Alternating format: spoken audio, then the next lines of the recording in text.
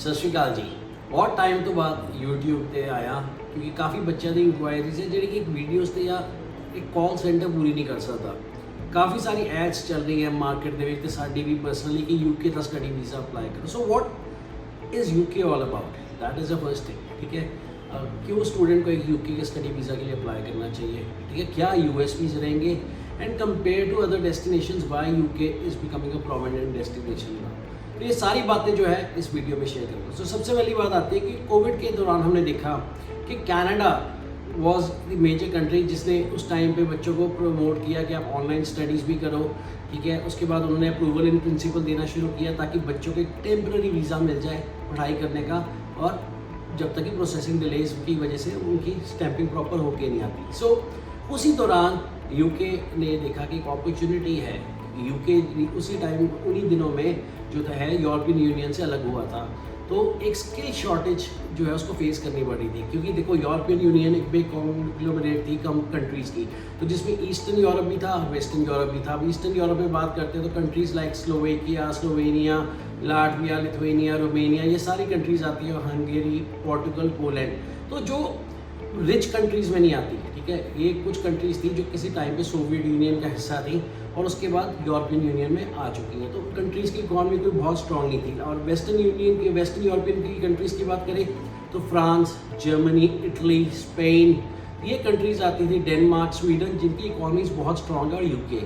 So obviously जब एक countries इकट्ठी हो रही हैं तो जो पुअर इकोनॉमिक कंट्रीज़ थी उनका जो क्राउड है, जो स्किल्स थे, वो वेस्टर्न कंट्रीज़ में जाना शुरू हुए, जिनमें से एक UK भी था। सो काफ़ी सारे लोग थे जो UK में जाके काम करते थे। अब जैसे ही यूरोपियन यूनियन से UK बाहर हुआ तो वो लोगों को UK में स्टे करने की परमिशन ख़त्म हो चुकी थी। लोग वहाँ से माइग्रेट होकर वापस अपनी कंट्रीज़ में आ रहे थे क्योंकि उनको वहाँ पर रहने की अब आज्ञा नहीं थी। सो ये बहुत बड़ी चीज़ थी जिसकी वजह से मास रिवर्स माइग्रेशन हुई UK से ईस्टर्न यूरोपियन कंट्रीज़ की तरफ और वेस्टर्न यूरोपियन कंट्रीज़ की तरफ। सो UK ने बहुत सालों के बाद लास्ट जो इंटेक चल रहा था UK का मेजरली वो 2011 तक था। So almost after 10 years UK ने अपने दरवाजे फिर से खोले इंटरनेशनल स्टूडेंट्स के लिए। अब UK की बात करते हैं तो देयर अराउंड 141 यूनिवर्सिटीज़ जो कि टॉप यूनिवर्सिटीज़ में आती है वर्ल्ड में, जिनमें से अब रेप्यूटेड की बात करें तो we talk about Coventry, Oxford, Cambridge, top notch universities, King's College London, तो बहुत सारी named universities across the globe. अब सबसे बड़ा चैलेंज ये आ रहा था कि स्टूडेंट्स तो चलो वापस आने शुरू हो जाएंगे, लेकिन हर स्टूडेंट चाहता है कि पढ़ाई करने के बाद मेरे को एक अपॉर्चुनिटी मिले वहाँ पर काम करने की, अपने स्किल्स यूटिलाइज करने की, और इवन माइग्रेशन की। तो UK ने 2020 में पॉलिसी अपना ग्रेजुएट टेम्प्रेरी वर्क रूट लेके आया, जिसको पोस्ट स्टडी वर्क वीज़ा भी कहते हैं। सो कोई भी बच्चा जो UK में अपनी पढ़ाई करेगा उसको 2 साल का स्टे बैक मिलेगा, 2 साल का वर्क परमिट मिलेगा। अब ये इसकी वजह से एकदम बूम आना शुरू हुआ क्योंकि कोविड में ऑस्ट्रेलिया ने अपने दरवाजे बंद कर दिए थे। जो बच्चे ऑस्ट्रेलिया से इंडिया आ चुके थे, अपने कंट्रीज़ में बैठे थे, उनको भी प्रॉब्लम हुई, वहाँ पर ऑनलाइन पढ़ाई भी नहीं हो पा रही थी, जिनके वीज़ा ख़त्म हो रहे थे वो वापस भी नहीं जा पा रहे। तो बहुत कॉम्प्लेक्सिटीज़ रही ऑस्ट्रेलिया को लेके। न्यूजीलैंड ने भी अपने दरवाजे बंद कर दिए थे, लेकिन उस टाइम पे UK ने अपने दरवाजे खोले। सो स्लोली स्टूडेंट्स जो है UK की तरफ होने से शुरू हुए। सो USPs क्या रहे? एक तो UK ने ऑप्शन दी बच्चों को विदाउट IELTS की। अब इसके बारे में डिटेल में भी बात करूँगा कि विदाउट IELTS कैसे चलता है UK में। सो विदाउट IELTS बच्चों को ऑप्शंस दी, गैप में बहुत फ्लेक्सिबिलिटी लाया। ठीक है, पढ़ाई के बाद काफ़ी सालों के गैप्स को एक्सेप्ट करना शुरू कर दिया, मास्टर्स के लिए स्पाउस वीज़ा देना शुरू कर दिया, राइट। और सबसे बड़ी बात कि जो मास्टर्स डिग्री कोर्सेज थे वो उसमें काफ़ी अच्छी स्कॉलरशिप्स थी और 1-1 साल के प्रोग्राम्स थे, और वीज़ा बहुत धड़ाधड़ जल्दी आते रहे। सो काफ़ी लेवल पे UK ने अपना जो एजुकेशन पॉलिसी पेपर निकाला उसमें एक्सपेक्टेड था कि bye 2030 they will probably have 600,000 students to come and study in UK। लेकिन रिसेंटली 3 महीने पहले एक अपडेट आया कि वो टारगेट ऑलरेडी अचीव हो चुका है, यानी कि 6 लाख स्टूडेंट ऑलरेडी पिछले 1.5 से 2 सालों में UK में अपनी पढ़ाई शुरू कर चुका है। So it is a very big achievement for UK embassy, for the country all together. So अब बात करते हैं कि UK में क्या चल रहा है, मतलब विदाउट IELTS की एड्स चलती हैं, how is it possible. So UK curriculum जो डिज़ाइन है वो इस हिसाब से कि अगर बच्चा किसी भी कंट्री में पढ़ाई करके हटा है और उसकी जो मीडियम ऑफ इंस्ट्रक्शन है पढ़ाई की वो इंग्लिश में है, right. So medium of instruction होता है कि हम जब 10th कर रहे हैं, 12th कर रहे हैं या बैचलर्स की है, तो जो हमारी पूरा करिकुलम था वो इंग्लिश में हमें पढ़ाया गया। सो अगर आपकी मीडियम ऑफ इंस्ट्रक्शन इंग्लिश में है और आपके +2 के इंग्लिश में 70% अबव है इंग्लिश में, तो you are entitled for an IELTS waiver. तो ये बहुत बड़ा चीज़ थी जो आज तक ना तो ऑस्ट्रेलिया ने दी, ना न्यूजीलैंड ने दी, ना और किसी कंट्री ने दी, ना US ने इतना दिया। ठीक है, सिर्फ UK एक ऐसी कंट्री बनी जिसने MOI बेसिस पे बच्चों को एडमिशन देना शुरू किया। सो अगर आपकी +2 की थी, आपकी ओवरऑल 60% थे, इंग्लिश में 70 थे, आपकी पढ़ाई इंग्लिश मीडियम में हुई थी तो आपको वेवर मिला। आपने बैचलर्स की थी, आपकी +2 इंग्लिश में हुई थी, या फिर बैचलर्स की जो पढ़ाई थी वो मीडियम ऑफ इंस्ट्रक्शन इंग्लिश था, तब भी आपको वेवर मिला। जिन बच्चों का, हाँ, उस वेवर का एक क्राइटेरिया था कि एक सर्टन गैप के अंदर आपकी पढ़ाई होनी चाहिए। ये नहीं कि हमने +2 2013 में की, उसके बाद 60 साल का गैप था तो हमें वेवर मिला, नहीं। तो एक लिमिटेड टाइम फ्रेम था कि आपकी कई हर यूनिवर्सिटी की अलग अलग क्राइटेरिया रखा। किसी ने रखा कि आपकी जो +2 है पिछले 10 सालों में होनी चाहिए, किसी ने 8 सालों में रखा। अगर आपकी बैचलर्स पे वेवर दिया तो बैचलर्स पिछले 5 सालों में होनी चाहिए थी। तो मतलब बहुत डिटेल में अभी इतना नहीं जा सकते क्योंकि 141 यूनिवर्सिटीज़ हैं, हर एक का एक डिफरेंट क्राइटेरिया चल रहा है इंडियन स्पेसिफिक मार्केट को लेके।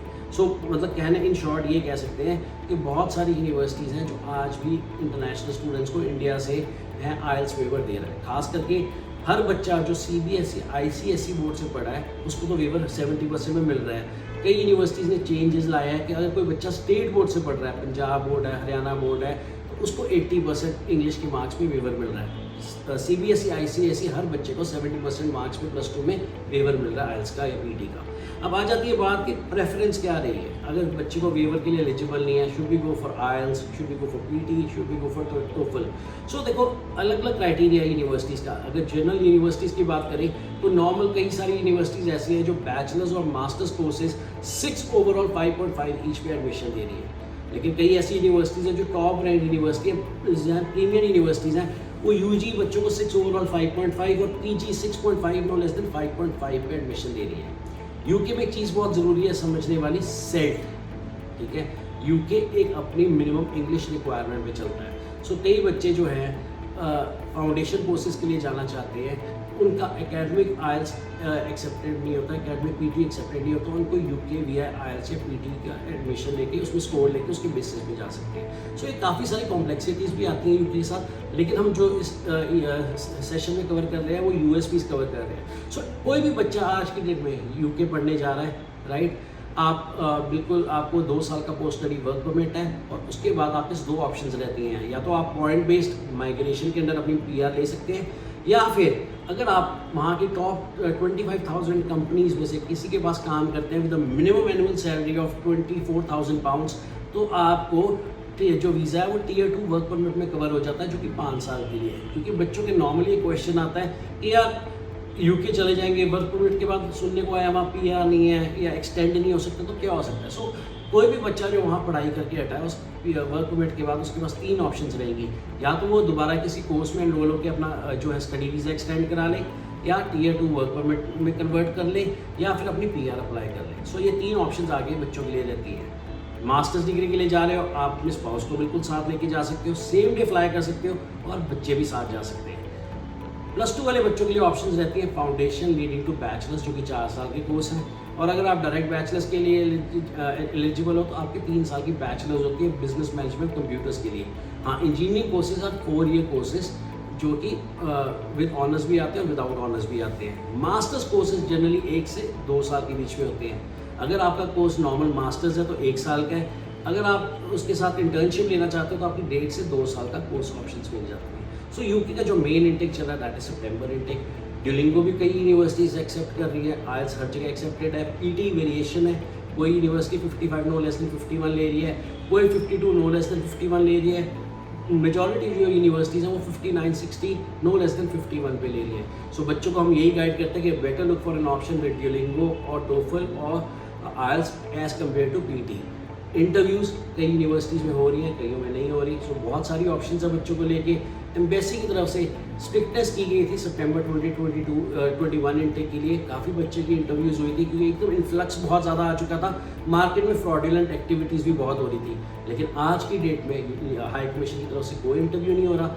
नॉर्मल जो चल रहा है 20 से 25 दिन के अंदर बच्चों को वीज़ा ग्रांट आ रहे हैं। सो दोस्तों, आज के लिए मैं इतना ही टॉपिक कवर करूँगा।